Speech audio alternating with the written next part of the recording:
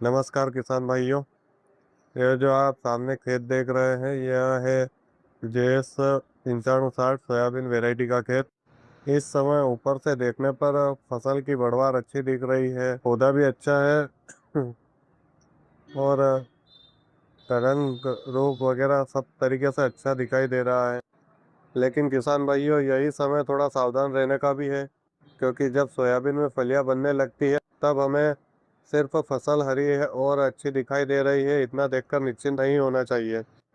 हमें यह भी देखना है जो फलियां बन रही है उसमें कोई नुकसान तो नहीं हो रहा है। जैसे आप इस फसल में देख सकते हैं, कुछ कुछ फलियों में कहीं कहीं छोटे छोटे छेद दिखाई दे रहे हैं।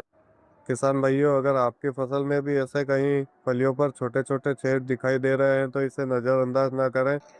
इसके पीछे कई बार फलियों को नुकसान पहुंचाने वाली इल्लियां भी हो सकती है, और अगर इल्ली फली में जाकर दाने खा रही है तो बाहर से फसल बहुत अच्छी दिखाई देगी, लेकिन अंदर से दाने को नुकसान हो सकता है। इसलिए अभी से एक काम जरूर करें, अपने खेत में कुछ पौधे चुनकर उन्हें देखें, कहीं पत्तियों के नीचे देखें, फूलों के आसपास देखें और फलियों पर भी ध्यान से देखें। अगर फली में छेद दिखाई दे रहा है या फली के अंदर खाने के निशान है या इल्ली दिखाई दे रही है तो समझ जाइए कि अब खेत में कीट की निगरानी बढ़ाने की जरूरत है। किसान भाइयों, इल्ली तो छोटी दिखाई देती है, लेकिन समय पर ध्यान नहीं दिया जाए तो नुकसान बहुत बड़ा कर सकती है। इसलिए इल्ली दिखाई देने पर दवा का चुनाव भी सही समय पर करना बहुत जरूरी है। फली छेदक या किसी और अन्य कैटरपिलर इल्ली का प्रकोप मिलने पर आप इमामेक्टिन, कोराजन जैसी दवाइयों के अनुशंसित मात्रा का विकल्प चुन सकते हैं। किसान भाइयों, कोई भी दवाई सिर्फ देखकर या किसी के कहने पर अंदाजे से मत डालिए। पहले कीट की पहचान करें और फिर उसी फसल और